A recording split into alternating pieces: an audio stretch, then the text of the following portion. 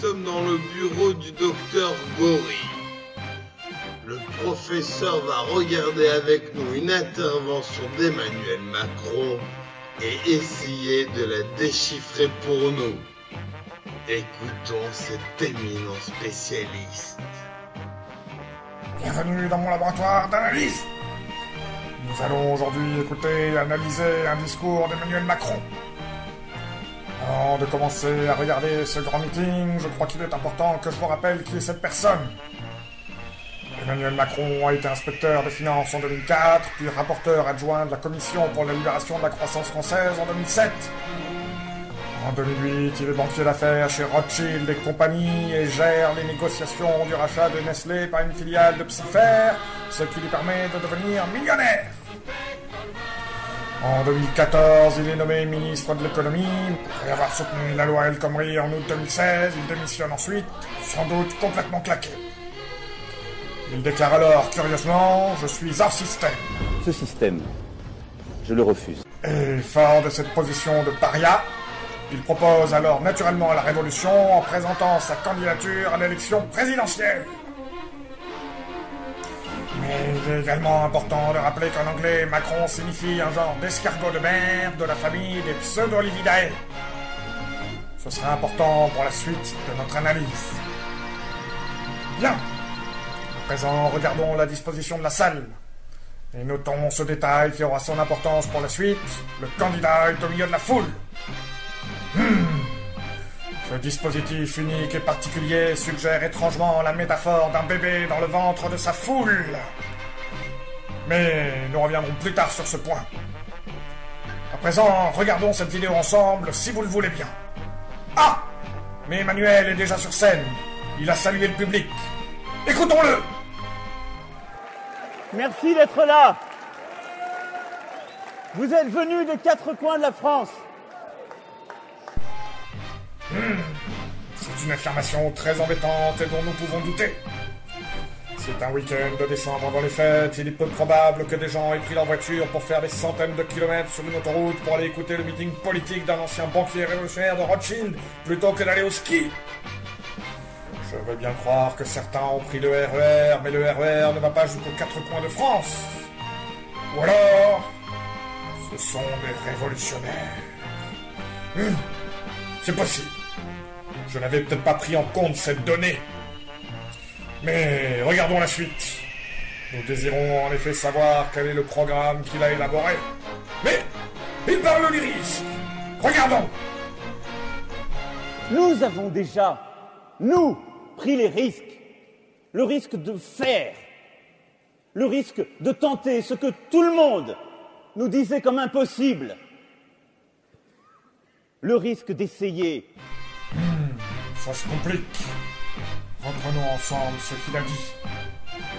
Il a dit que tout le monde disait que quelque chose était impossible. Mais que quoi était impossible exactement? Eh bien, il le dit. Tout le monde disait donc qu'il était impossible de prendre le risque de faire, de tenter ou d'essayer. Eh bien, peut-être pas. Il est même probable que personne n'a jamais dit une phrase pareille. Comment se pourrait-il que des gens venus de n'importe quel coin de France se soient rassemblés pour écouter quelqu'un dire que tout le monde disait qu'il était impossible de prendre le risque de faire, de prendre le risque de tenter, ou même de prendre le risque d'essayer? Personne ne fait ce genre de choses le week-end. Ou alors, il y a un gros problème. Mais, il continue. Écoutons cela. Il en dira peut-être plus sur ce risque. Le risque de prendre du temps. Non! Ça ne veut rien dire. Et le meeting n'a commencé que depuis 10 minutes. C'est très inquiétant pour la suite. Mais comment peut-il dire que tout le monde disait qu'il était impossible de prendre le risque de prendre du temps? Même en y réfléchissant, je ne me souviens pas avoir entendu personne dire qu'il est impossible de prendre le risque de prendre du temps. On ne dit jamais une chose pareille. D'autant plus qu'il n'y a pas de risque à prendre du temps, puisque prendre du temps, c'est justement une façon d'éviter de prendre un risque. Ce discours est vraiment très confus. Mais voyons la suite. Quel est donc son projet? Et notre projet, c'est de faire entrer la France dans le XXIe siècle. Non! C'est insensé! Ce meeting a été prononcé en 2016 et par conséquence, à ce moment-là, nous étions dans le 21e siècle depuis déjà 16 ans. Cela ne peut pas être qualifié de projet, c'est un fait. Et un fait ne peut pas être un projet puisque c'est un fait. Je veux bien concéder qu'on puisse dire qu'on n'est pas rentré dans le 21e siècle comme il le fallait, mais je ne peux pas accepter l'idée que rentrer dans un siècle qui a commencé il y a 16 ans est un projet. Passons quand même à la suite. Il va peut-être nous expliquer ce qu'il a l'intention de faire. Il ne s'agit pas d'aller expliquer au pays qu'on veut être efficace en étant injuste. Ça n'est pas la vision que nous porterons. Mais tout le monde est d'accord avec cette phrase, voyons! D'ailleurs, peut-on penser qu'il y a un seul candidat à l'élection présidentielle qui souhaite que le pays comprenne que nous allons être efficaces en étant injustes? C'est hautement improbable! Et quel est donc son projet?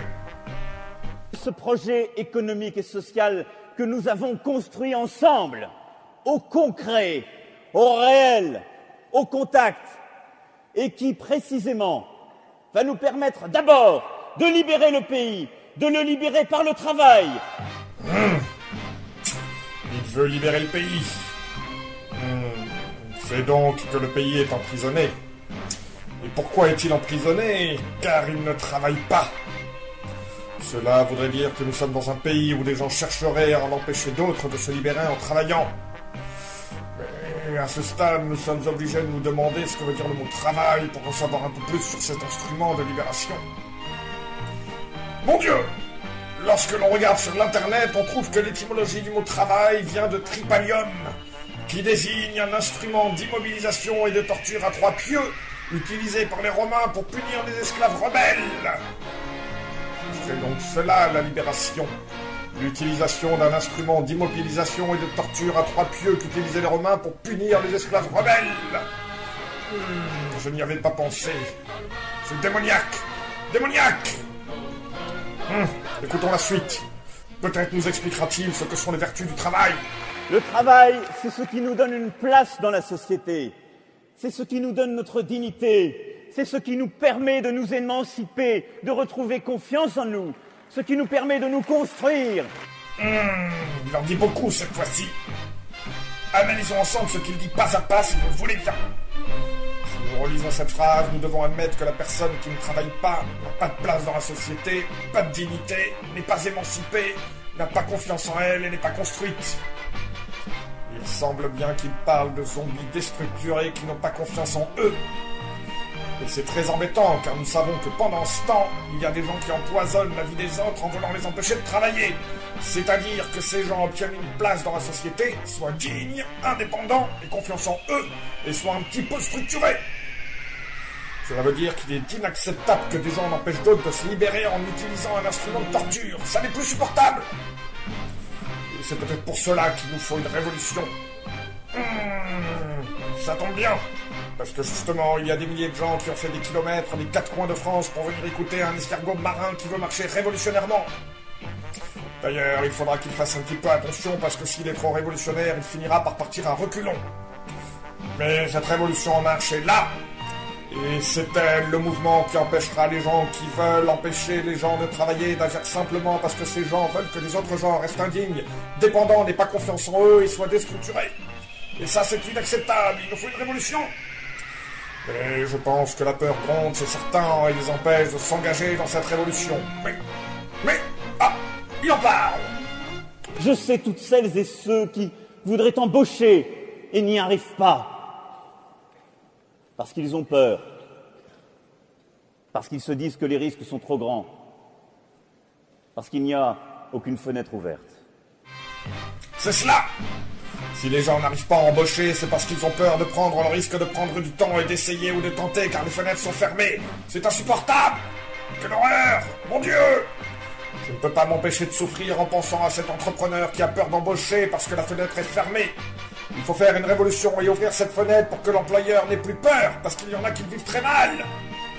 Mais il faudra aussi faire attention à ce que ces employeurs restent tout de même un peu éloignés de la fenêtre, surtout si elle est au 4e étage. Enfin, écoutons la suite. La base de financement de notre modèle social, de nos sécurités collectives, ne peut plus être le travail. Alors non, ça n'est plus possible. On ne peut pas à la fois célébrer le travail et proposer dans le même meeting que le travail ne sert plus de base pour élaborer le modèle social. Sinon, on va encore se retrouver entouré par plein de gens déstructurés qui manquent de confiance en eux, qu'on avait essayé de chasser par la porte, alors qu'ils vont essayer de rentrer par la fenêtre. Tout cela devient très confus. Décidément, je me demande bien à qui appartient ce programme si confus. Écoutons-le. Alors, mes amis, ce projet, ce programme, c'est le vôtre. Voilà, il le dit enfin. Ce programme n'est pas le sien. C'est intéressant. Et maintenant, que faut-il faire? Mais maintenant,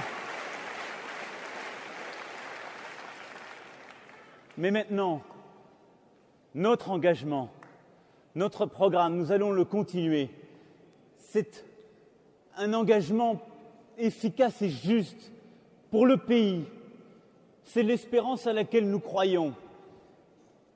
Mais je ne veux pas le porter tout seul.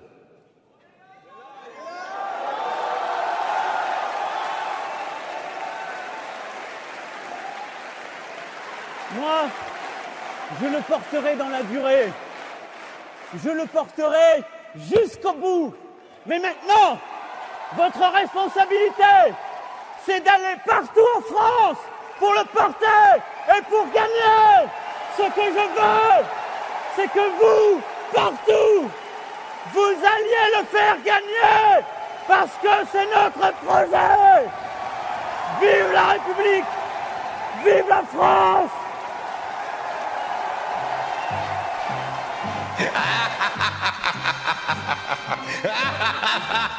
Ce discours n'a aucun sens. Il demande au final aux votants d'aller partout en France pour porter un projet qu'ils doivent écrire. Au final, j'ai regardé le meeting en entier et j'ai vu un genre d'escargot révolutionnaire des mers qui dénonçait les gens qui voulaient empêcher d'autres gens de se libérer avec un instrument de torture, alors qu'il ferait mieux d'aller porter un projet qui prenne le risque d'oser empêcher les gens qui empêchent les autres de travailler, car personne ne veut que prolifèrent les zombies déstructurés dans nos rues. La fin est proche. Cela va arriver. Regardons, la maman foule va l'accoucher. Elle va l'accoucher.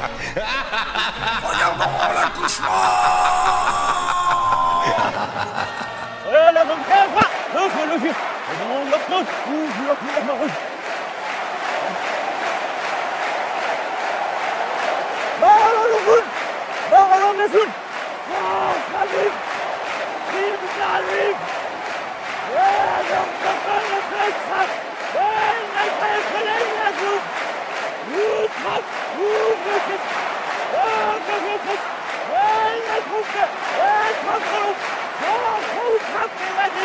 Ça y est, il sort de la salle. La foule l'accourt.